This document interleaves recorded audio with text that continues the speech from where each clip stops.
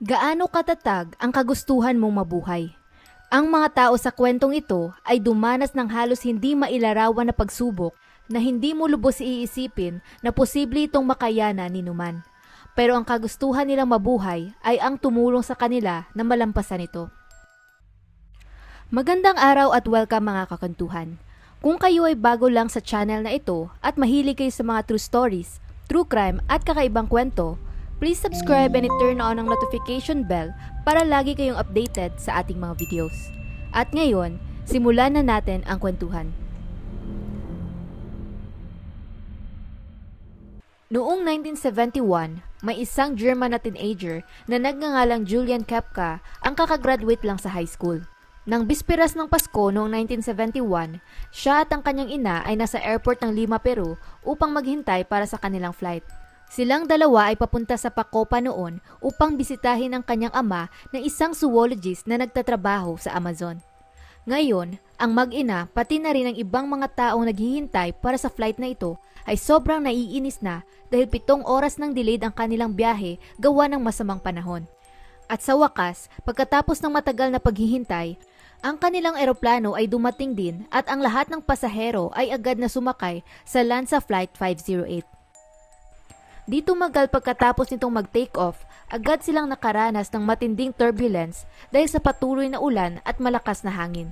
Gayunpaman, dahil gustong-gusto ni Julian ang pagsakay sa eroplano, nanatili itong kalmado at hindi siya nabahala sa mga nangyari.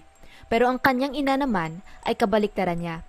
Sobrang kinakabahan ito na mahigpit siyang nakahawak sa armrest ng upuan niya at halos pinipigil ang kanyang hininga. Pagkalipas ng 10 minuto, habang sila ay papalapit na sa cruising altitude, hindi pa rin humuhupa ang turbulence at parang naging mas malala pa ito. Ngayon, kahit si Julian ay nagsimula na ring mag-alala at dumagdag pa sa kaba niya ay ang biglaang pagyanig ng eroplano ng napakabayolente. Ang lahat ng overhead bin ay nagbukas na at ang mga luggage na nakalagay doon ay nahulog pa. Nang puntong iyon, napakapit na rin ng mahigpit si Julian sa kanyang upuan.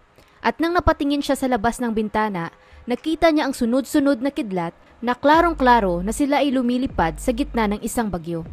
Doon na sila nagkatinginan ng kanyang ina na halos hindi makapagsalita dahil takot na silang pareho. Maliban pa doon, hindi rin nakatulong ang mga nagsisigawan at nagpapanik na ibang pasahero. Dumaan pa ang ilang segundo, bigla na lang lumakas ang pagyanig sa eroplano ng pataas at pababa, na para bang ito ay lilipad paakyat ng ilang talampakan at bigla na lang mahuhulog ng pababa muli. At yun ay naging paulit-ulit na sila ay mukhang inaalog na sa loob ng cabin. Pagkatapos noon, bigla na lang may nag-flash na napakaliwanag na ilaw bago nawalan ng kuryente ang loob ng cabin. At nang tumingin sila sa kaliwang bahagi ng eroplano sa labas ng bintana, nakita nila ang maraming usok at nagliliyab na apoy na nagmumula sa makina na nasa baba lang ng pakpak nito. Doon na nagsimulang mahulog ang eroplano mula sa himpapawid, pabagsak ng dire-diretso patungo sa lupa. Yun pala, ang biglaang pagliwanag sa loob ng cabin kanina ay dahil sa kidlat na tumama sa makina. Ayon pa kay Julian, sa kabila ng nakakatakot, hindi kapani-paniwala at napakasamang sitwasyon na ito, nagawa pa ng kanyang ina na hawakan ng kanyang kamay at nagsabi na hanggang dito na lang at tapos na ang lahat. Yun na ang huling bagay na nasabi nito sa kanya. Pagkatapos noon, ang tanging naaalala na lang ni Julian ay ang tunog ng ibang pasaherong sumisigaw at umiiyak, pati na rin ang nasisirang tunog ng makina. At habang siya ay nakikinig sa nakakakilabot na mga tunog na ito, naghahanda ng harapin ang kanyang kamatayan, bigla na lang tumahimik ang lahat ng ingay at siya ay nasa labas na ng eroplano. Nakaupo pa rin siya sa upuan niya at naka-seatbelt, pero ngayon, bumabagsak na siya papalayo mula sa eroplano. Naalala pa nga niya ang eksaktong nararamdaman niya ng puntong iyon, ang pakiramdam ng halong takot at lungkot na siya ay mag-isa. Pagtingin naman niya sa ilalim, nakita niya ang makapal na gubat na parang mabilis na lumalapit sa kanya. Alam niyang malapit na siyang mamatay at doon na ito nawala ng malay. Wala siyang naaalala sa aktwal niyang pagbagsak, pero napag-alaman niya di kalaunan na ang eroplano ay nahati.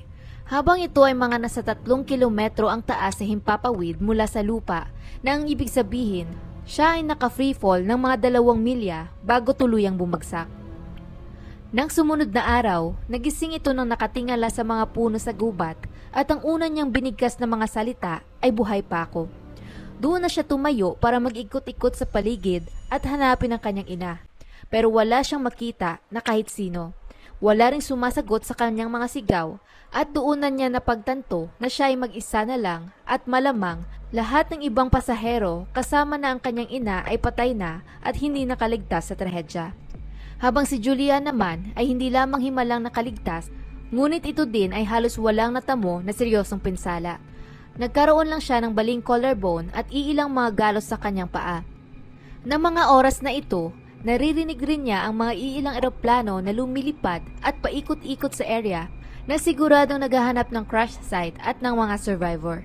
Ang problema lang, hindi niya ito gaanong makita dahil napakakapal ng gubat. Ngayon, dahil walang paraan ng puntong iyon upang makuha niya ang atensyon ng mga rescuers, alam niyang kinakailangan niyang subukan na lang na maghanap ng tulong sa ibang paraan. Pero hindi iyon magiging madali dahil siya ay nakasuot lamang ng maikling sleeveless na mini dress at tsinelas, kung saan isa na lang ang natitira dito dahil nawala ang kapareha nito. Nawala din ang kanyang salamin dahil sa pagbagsak ng eroplano at naging mahirap yun sa kanya dahil medyo malabo na ang kanyang mga mata. Kaya ginagamit niya ang isang natitirang tsinelas para itest ang lupa na kanyang tatapakan bago tumungtun doon ng nakapaa. Bago ang pag-crash ng eroplano, si Julian ay nanatili ng 1 taon at kalahati sa research station ng kanyang mga magulang sa Amazon. At sa panahong iyon, marami siyang natutunang mahalagang survival skills sa pananatili sa gubat. Kaya ang una niyang ginawa ay tumayo at maghanap ng sapa o di naman kaya ay ilog. Dahil ang turo ng kanyang ama, kung saan man may ilog, siguradong ito ay madalas na magdadala sa iyo sa sibilisasyon. Kaya nagpatuloy siya sa paglalakad na di kalaunan nakahanap din siya ng ilog. At sa halip na maglakad lang sa gilid nito, pumunta siya sa gitna at nagsimulang sundan ang daloy ng agos. Sinabihan din kasi siya ng kanyang mga magulang na mas maliit ang tsansa niyang maatake ng isang hayop kung nakatayo siya sa tubig kaysa kung siya ay nasa lupa. Ilang minuto lang sa kanyang paglalakad, nadaanan niya ang crash site ng eroplano, pero walang mga katawan doon at debris lamang. Ang tanging kapaki-pakinabang na bagay lang din na nakita niya doon ay ang isang maliit na bag ng candy, kaya kinuha niya ito at nagpatuloy pa sa paglalakad sa ilog. Sa loob ng mga ilang araw, tinahak niya ang mahabang ilog na iyon na ayon pa sa kanya, kapag umaga ay sobrang mainit ang araw at tuwing gabi naman ay sobrang malamig. At dahil ang suot niya lang ay ang maliit na dress, medyo nagpahirap yun sa kanya dahil halos walang proteksyon ang kanyang katawan. Pero ang kinukonsidera niyang pinakanakakatakot na bahagi ng buong pagsubok na iyon ay tuwing gabi kapag sinusubukan niyang matulog.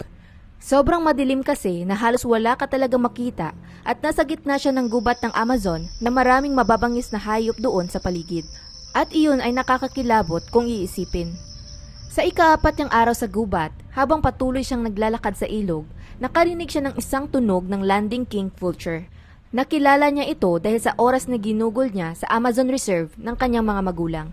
At ang tunog ng ibon na ito ay nasa malapit lang, kaso hindi niya ito makita.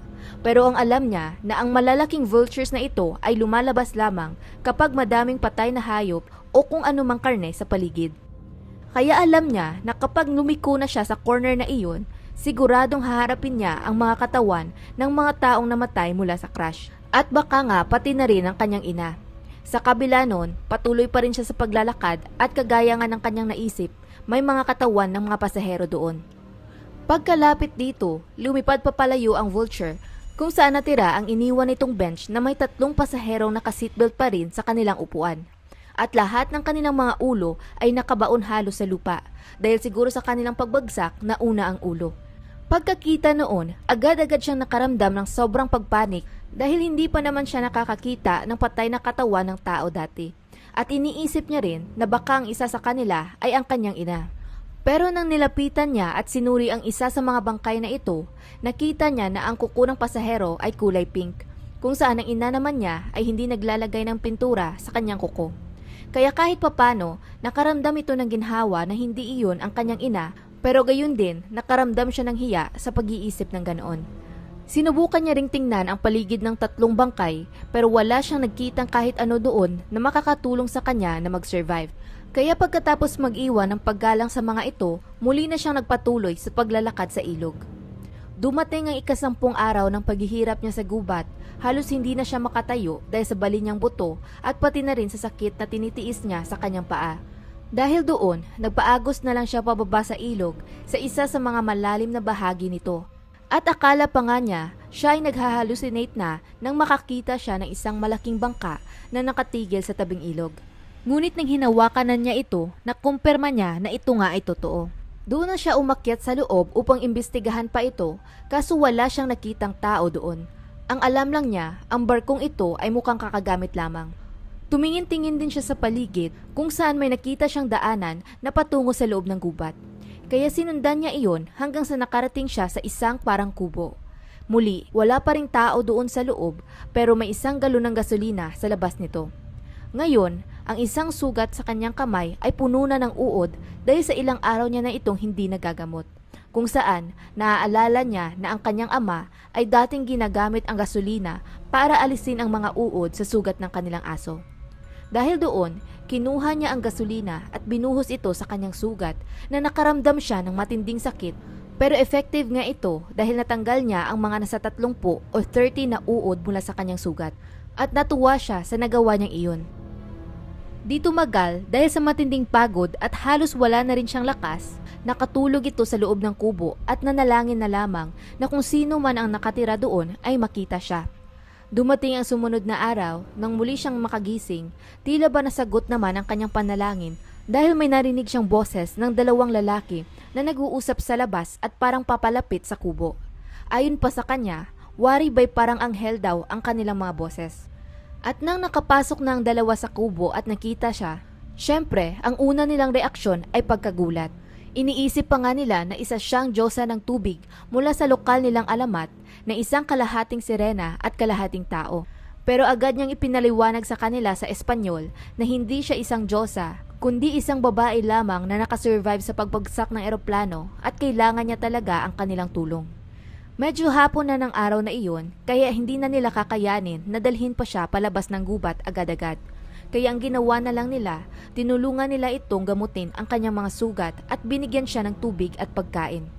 Pagsapit ng sumunod na araw, tinulungan nila itong makabalik sa sibilisasyon at pagkatapos noon, nagkita rin sila muli ng kanyang ama. Sa kanilang pagtatagpong iyon, naging sobrang emotional ito dahil akala nga niya hindi na ito nakaligtas sa plane crash at patay na. Kaya ilang oras itong umiyak at halos hindi makapagsalita. Si Julian Kepka ang tanging survivor sa 91 katao na sumakay sa Lanza Flight 508. Ang kanyang ina ay nakaligtas din mula sa pagbagsak pero namatay ito ilang araw pagkalipas noon dahil hindi siya makagalaw. Isang bagay ito na bumabagabag pa rin kay Julian at sa pamilya niya dahil naiisip nila ang hirap na dinanas nito sa kanyang huling mga sandali. Sa huli, si Julian ay nakarecover din sa kanyang mga injury pero hanggang sa araw na ito, humaharap pa rin siya sa matinding emotional na trauma. Ngunit hindi natin maitatanggi na ang kanyang ginawa para lamang mabuhay ay tunay na kahanga-hanga.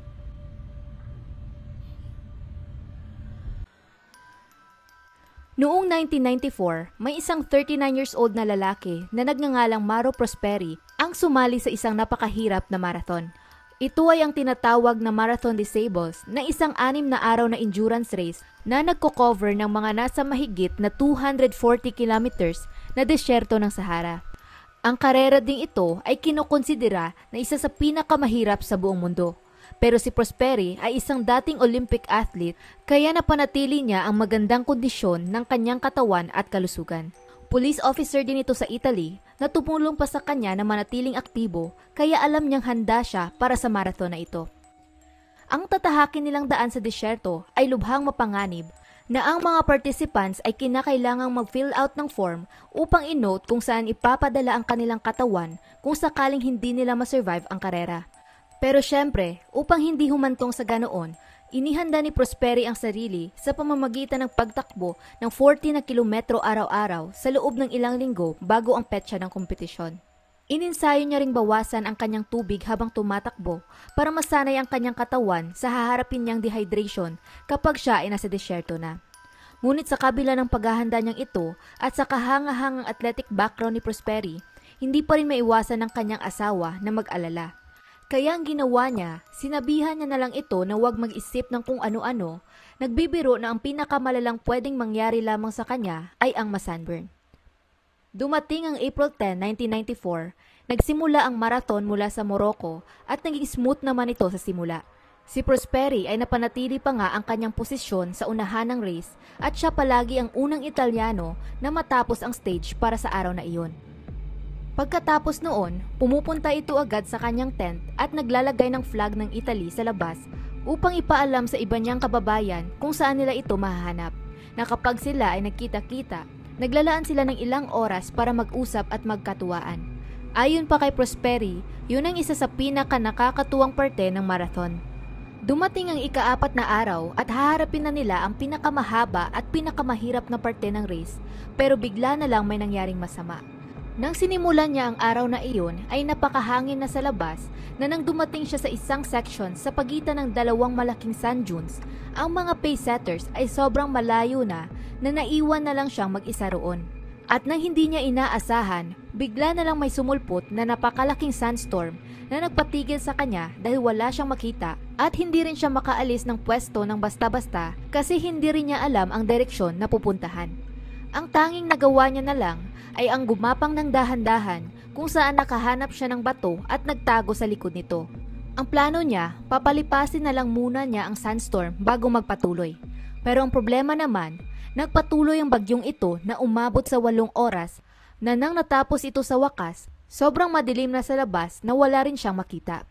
Dahil doon, napagdesisyonan niyang palipasin na lamang ang gabi at bukas na ipagpatuloy sa umaga ang pagtakbo. Sa kabila ng kinakaharap niyang sitwasyon ng mga oras na iyon, ang pinakamalaki niyang concern ay hindi ang kanyang survival, kundi ang nanghihinayang siya dahil nasa 4th place na ito, pero ngayon dahil sa sandstorm, siguradong nasa huling posisyon na siya ng karera. Kaya nang natulog siya ng gabing iyon, ang tanging tumatakbo lang sa kanyang isipan ay kailangan niyang gumising ng maaga para makahabol ng mabilis sa kompetisyon. Pagsikat ng araw ng sumunod na umaga, tumingin-tingin sa paligid si Prosperi at nakita niyang may mas malaki pa siyang problema. Napakalakas ng sandstorm kahapon na binago nito ang landscape at ang mga dunes ay nag-iba at nawala ang kanyang mga palatandaan. Kaya kahit pa meron siyang mapa at kompas, sobrang mahirap yon para sa kanya dahil wala siyang ideya kung anong direksyon ang pupuntahan. Ngayon, ang lahat ng taong sumali sa race na ito ay kailangang maging handa talaga, kaya sapat naman ang gamit ni Prosperi. Madala itong kutsilyo, madaming dehydrated na pagkain at sleeping bag. Ngunit ng puntong iyon, napakakonti na lang ng kanyang tubig. Ang nangyayari kasi, sa bawat checkpoint, binibigyan sila ng race officials ng tubig at inaasahan nilang mauubos nila iyon tamang-tama lang sa pagkadating nila sa sunod na checkpoint. Ang problema, dahil nahuli nga siya at hindi nakarating sa sunod na checkpoint, paubos na ang kanyang tubig na mga nasa kalahati na lang ito ng kanyang bote. Ngayon, habang siya ay patuloy na nagmasid-masid sa paligid, napagtantunan niya na siya ay nasa hindi magandang sitwasyon. Ngunit sa nais niyang panatilihin ang pagiging positibo, inisip na lang niya na baka humarap din sa parehong problema ang ibang runners at malamang kinakailangan din nilang tumigil na ang ibig sabihin, may posibilidad na may makita siyang ibang tao at magkikisabay na lamang siya roon. Kaya ang kanyang ginawa, umakyat siya sa taas ng isang malaking sand dune para mas makakuha pa siya ng mas maayos na view. Pero nang tiningnan niya ang paligid, walang kahit sino ang nandoon sa lahat ng direksyon at ang tanging nakikita lang niya ay puro buhangin. Kaya bumaba siya sa sand dune na iyon at sinubukan naman ang iba. At sa loob ng ilang oras, yun ang paulit-ulit niyang ginawa, pero sa kasamaang palad, wala talaga siyang makitang kahit sino. Nakakaramdam na siya ng pagkapagod at parang nagsisimula na rin siyang magpanik. Mga late ng hapon, habang siya ay pawis na pawis, nakatutok pa rin sa kanya ang araw, pero wala pa rin siyang mahanap na tao, naisip na niya ang posibilidad na siya ay mamamatay doon kung patuloy niya itong gagawin. Kaya sinabi niya sa sarili na kailangan niyang mas maging wais sa mga susunod niyang hakbang kung gusto pa niyang mabuhay. Sa puntong iyon, siya ay nasa survival mode na kung saan nagpasya siya na maglalakad lamang tuwing gabi at madaling araw kung kailan hindi masyadong mainit. At least, sa ganoong paraan, matitipid niya ang kanyang enerhiya. Sinimulan rin niyang kolektahin ang kanyang ihi para ireserba ito kung sakaling maubusan na siya ng tubig. Sa mga sumunod na 2 araw, iyon ang kanyang ginawa pero pakiramdam niya Paikot-ikot lang siya sa disyerto at walang napupuntahan. Hindi rin niya alam kung siya ba ay may progreso dahil wala siyang palatandaan. Kaya napagtanto niya na mas lumalala pa ang kanyang sitwasyon sa bawat minutong tumatakbo. Ngayon, sa hindi inaasahang swerte sa patuloy niyang paglalakad, may nadaanan siyang shrine sa gitna ng kawalan na ginagamit ng mga Bedouins kapag sila ay tumatawid sa disyerto. Doon na siya tumakbo sa loob, umaasang may makita siyang tao at may tao nga doon, pero ito ay patay na at nasa loob ng kabaong. Gayunpaman, naging masaya ito na nakahanap siya ng matutuluyan na tinuring niyang isang progreso.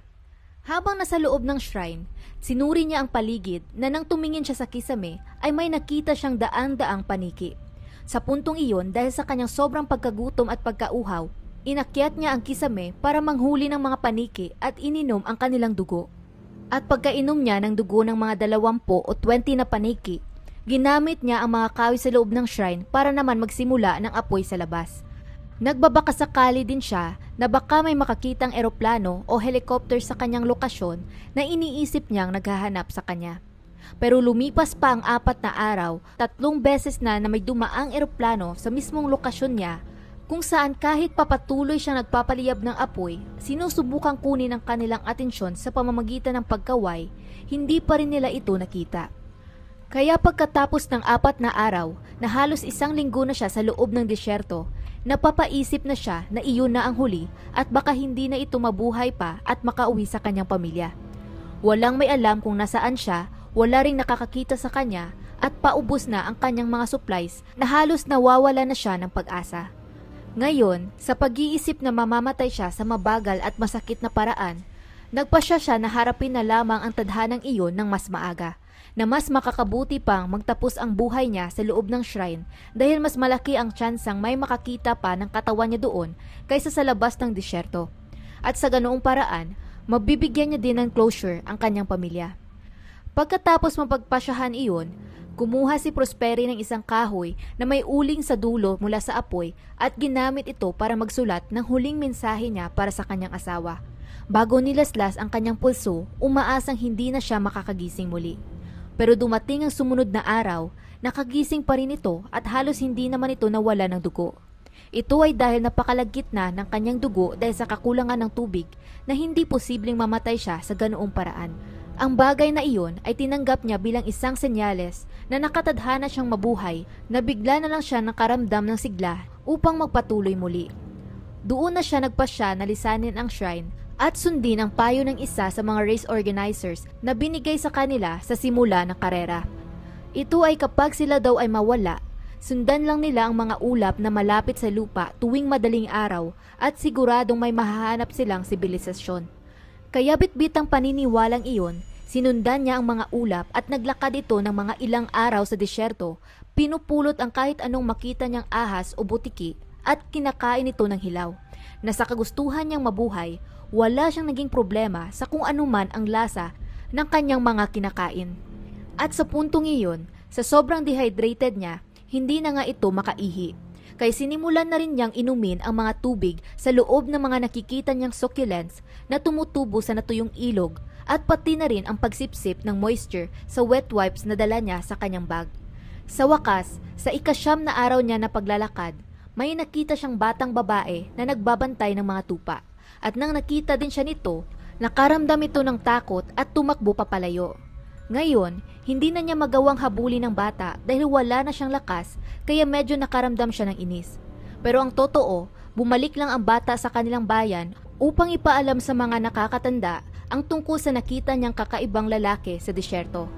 Pagkatapos noon, binalikan siya ng mga ito, tinulungang makarating sa kanilang maliit na bayan at binigyan ng tubig at pagkain bago tumawag ng pulisya para sa kanya. Nang sinundo na siya ng mga pulisya at dinala sa kanilang headquarters, doon na niya napag-alaman na nagawa pala niyang maglakad ng mga nasa lagpas na 290 kilometers mula sa kung saan siya nawala hanggang sa nakita niyang bayan sa Algeria. Totoo namang hinanap siya ng kanyang pamilya at ng mga race organizers pagkatapos niyang maging missing, ngunit ang tanging nakita lang nila ay ang kanyang shoelace kaya inisip nila na patay na ito.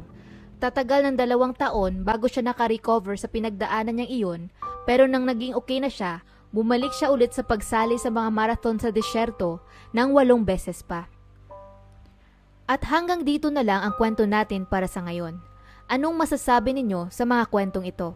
Ikaw, ano ang gagawin mo kung masurvive mo ang pag-crash ng eroplano at mahulog ka sa gitna ng gubat nang walang dalang kahit ano?